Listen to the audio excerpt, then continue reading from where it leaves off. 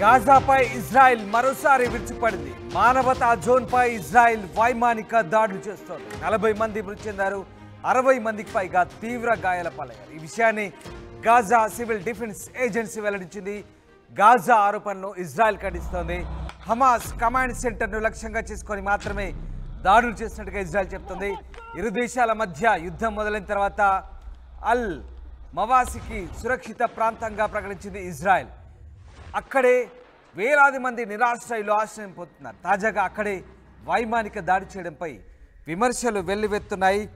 దక్షిణ గాజాపై ఇజ్రాయెల్ ట్యాంకులు యుద్ధ విమానాలతో విరుచుకుపడింది. దక్షిణ గాజా స్ట్రిప్లోని ప్రధాన ప్రాంతాల్లో ఇజ్రాయెల్ సైన్యం భూతల దాడులు చేస్తోంది. తాజాగా జరిపిన దాడిలో 40 మంది పౌరులు మరణించినట్టుగా గాజా అధికారులు చెప్తున్నారు. దక్షిణ గాజా స్ట్రిప్పై ఇజ్రాయెల్ సైన్యం ఉపరితల వైమానిక దాడులు కొనసాగుతున్నాయి.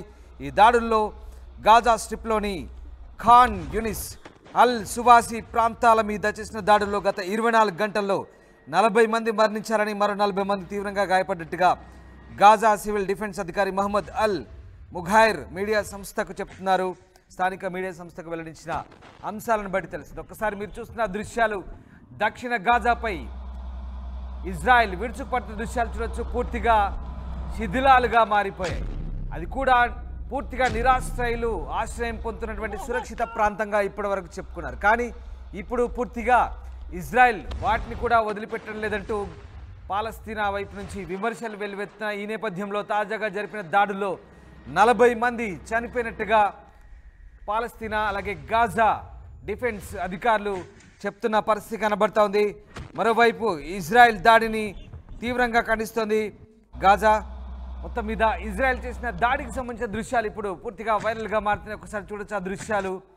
ఎక్కడికక్కడ అటు భూతల మీద అలాగటు వైమానికం 2 రకాల దాడులు కొనసాగిస్తుంది. ఎస్, ఒక యుద్ధ ట్యాంకులో వెళ్ళి ఓ వ్యక్తి గ్రనేడ్ వేసి దాన్ని పేల్చివేస్తున్న దృశ్యాలు మనం చూడొచ్చు. ఒకసారిగా ఆ వ్యక్తి రాకెట్ లాంచర్ని అందులో ఆ యుద్ధ ట్యాంకులో వేసి అక్కడి నుంచి పారిపోతున్నాడు. వెంటనే అది పేలిపోతుంది.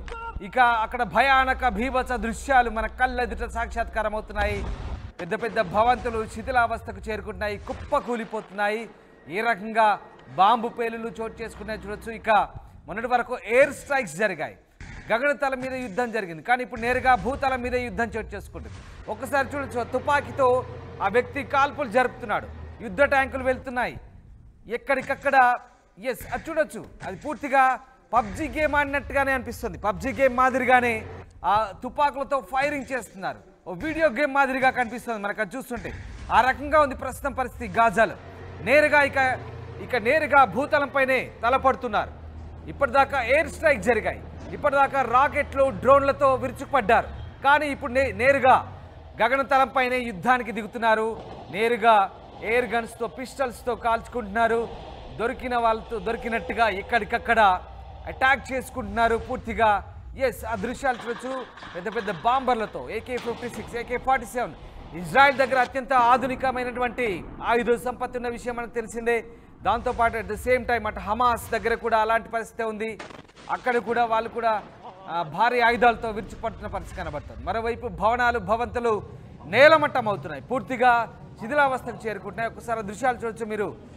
ఓ సైనికుడు అక్కడ ఎస్, మరో గదిలోకి ఇక్కడ ఇజ్రాయెల్ IDF ఫోర్సెస్ కూడా ప్రవేశించాయి. మరోవైపు గాజాకు సంబంధించినటువంటి సైనికులు అక్కడ యుద్ధ రంగంలోకి దిగుతున్నప్పుడు సెంటిమెంట్గా కొన్ని కార్యక్రమాలు చేస్తున్నారు. మరోవైపు ఒక దృశ్యం చూడొచ్చు మీరు. పూర్తిగా గాజాలోని కొన్ని ప్రాంతాలను ఆక్రమించుకొని ఇజ్రాయెల్ తమ జెండాను పాతింది. ఎస్, ఆ దృశ్యం కూడా మీకు చూపిస్తాం. ఇజ్రాయెల్ తమ జెండాను పాతింది ఆ ప్రాంతంలో, గాజాను ఆక్రమించుకున్న ప్రాంతంలో. ఇక్కడ కొంతమంది ఎస్, ఇదే దృశ్యం నేను చెప్తున్న దృశ్యం. ఇజ్రాయెల్ అక్కడ గాజా సార్వభౌమత్వానికి సంబంధించినటువంటి ఒక ప్రదేశంలో, ఆ ప్రదేశంలో ఇజ్రాయెల్ తమ జెండాను పాతి ఇక అక్కడ తమ ఆధిపత్యాన్ని ప్రదర్శిస్తోంది. అదే ఇజ్రాయెల్కి సంబంధించిన జెండా. ఓ భారీ గొయ్యి ఏర్పడింది ఇజ్రాయెల్ జరిపిన దాడిలో. ఆ శిథిలాలను తొలగించి అక్కడ మట్టి దిబ్బలు తొలగించి ఒక మట్టిని పేర్చి అక్కడ ఓ భారీ జెండాని ఇజ్రాయెల్ ప్రదర్శిస్తోంది. ఇక గాజాలో తమ పట్టు సాధించామన్నట్టుగా దానికి సూచికగా ఆ జెండాను ప్రదర్శిస్తూ ప్రపంచ దేశాలకి చాటి చెప్పే ప్రయత్నం చేస్తుంది ఇజ్రాయెల్. మరోవైపు పెద్ద పెద్ద భారీ భవంతులు కుప్పకూలి శిథిలావస్థకు చేరుకుంటున్నాయి. అక్కడ ఎవరైనా సహాయక చర్యలు కొనసాగుతున్నాయి. పెద్ద పెద్ద మిషన్ల సహాయంతో సహాయక చర్యలు చేస్తున్నారు. వాటి కింద ఎవరైనా చిక్కుకున్నారంటూ రెస్క్యూ చేసే ప్రయత్నం చేస్తున్నారు. మరోవైపు ఇటు గగనతల దాడులు, మరోవైపు ఇక్కడ భూతల దాడులు. ఇక పూర్తిగా ముదిరిపోతుంది వ్యవహారం, పూర్తిగా ముదిరిపోతుంది. ఎస్, మొన్నటి వరకు కూడా రాకెట్ లాంచర్లు, డ్రోన్లు పరస్పరం టార్గెట్ను ఫిక్స్ చేసిన దాడులే. కానీ ఇప్పుడు ఏకంగా భూమిపైన కూడా దాడులు చేసుకుంటున్న పరిస్థితి. ఇప్పటి వరకు సేఫ్ అనుకున్నటువంటి గాజాలోని దక్షిణ గాజాలోని ప్రాంతం, నిరాశ్రయులు ఆశ్రయం పొందుతున్న ఆ ప్రాంతం ఏదైతే ఉందో ఇప్పుడు దానిపై కూడా విచక్షణ రహితంగా ఇజ్రాయెల్ దాడి చేస్తున్నట్టు గాజా ఆరోపిస్తున్న పరిస్థితి. ఈ నేపథ్యంలోనే మరి తాజాగా ఏం జరుగుతుందనే దానిపై కూడా ప్రపంచ దేశాలు గమనిస్తున్న పరిస్థితి కనబడుతోంది. ముఖ్యంగా దక్షిణ గాజా స్ట్రిప్లో ప్రధాన ప్రాంతాల్లో ఇజ్రాయెల్ చేసిన ఈ దాడులు, భూతల దాడులు ఇప్పుడు భయానక వాతావరణం సృష్టిస్తున్నాయి. 40 మంది పౌరులు చనిపోయినట్టుగా గాజా చెప్తోంది. సివిలియన్స్ మీద దాడి, ఇదంతా యుద్ధ నీతికి విరుద్ధం, ప్రపంచ శాంతికి, ఇదంతా యుద్ధ నీతికి ఉల్లంఘనలు జరుగుతున్నట్టు గాజా ఆరోపిస్తుంది. ఐక్యరాజ్య సమితి నిబంధనలు పాటించాలి యుద్ధం చేసేటప్పుడు, గతంలో ఉన్నటువంటి అంతర్జాతీయ నీతి సూత్రాలు, యుద్ధ సూత్రాలను పాటించాలంటూ చెప్తున్న విషయాలను ఇజ్రాయెల్ తుంగలో తొక్కుతున్నట్టు గాజా ఆరోపిస్తుంది. గాజా సంబంధించిన డిఫెన్స్ అధికారులు ఆరోపిస్తున్నారు. కానీ ఇజ్రాయెల్ ఇవేమీ పట్టించుకోవట్లేదు. ఏకంగా గాజాలోకి ప్రవేశించి ఇప్పటి వరకు మెల్లమెల్లగా నెమ్మదిగా ఉత్తర గాజా పూర్తిగా దాడి చేస్తుంది. ఇక నెక్స్ట్ దక్షిణ గాజా టార్గెట్గా. ఇప్పటి వరకు గాజాలో చాలామంది సురక్షితంగా ఉందనుకోని నిరాశ్రయులు ఆశ్రయం పొందినటువంటి దక్షిణ గాజాపై కూడా గాజా స్ట్రిప్, సౌత్ గాజా స్ట్రిప్లో కూడా ఇక ఇజ్రాయెల్ ప్రవేశించింది, దాడులు చేస్తోంది. నేపథ్యంలో 60 మంది గాయపడ్డారు, 40 మంది చనిపోయినట్టుగా అక్కడి అధికారులు చెప్తున్న పరిస్థితి. మరి ఇది ఎక్కడికి దారి తీస్తుందనేది మాత్రం పూర్తిగా అంతు చిక్కని ప్రశ్న.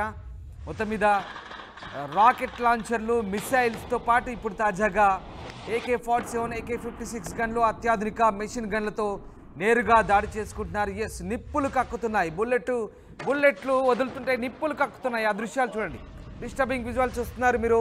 ఒకసారి ఫైరింగ్ చేసిన దృశ్యాలు మీకు చూపిస్తాం. ఫైరింగ్ చేస్తుంటే నిప్పులు కక్కుతున్నాయి. ఎస్, ఆ దృశ్యాలు మనం పబ్జీ గేమ్ ఆడిన మాదిరిగానే కనిపిస్తున్నాయి, వీడియో గేమ్ మాదిరిగానే కనిపిస్తున్నాయి. ఒకరికొకరు గన్స్ అందించుకుంటున్నారు బంగ్లాలపై నుంచి. అదిగో చూడండి ఆ దృశ్యాలు. రాకెట్ లాంచర్లు బిగించి, వాటికి గ్రనైడ్లు బిగించి టార్గెట్ ఫిక్స్ చేసి మరి పేలుస్తున్నారు. అలాంటి దృశ్యాలు ప్రస్తుతం మనము ఇప్పుడు గాజాలో దర్శనమిస్తున్నాయి. ప్రపంచవ్యాప్తంగా ఇప్పుడు ఈ దృశ్యాలు వైరల్ అవుతున్నాయి.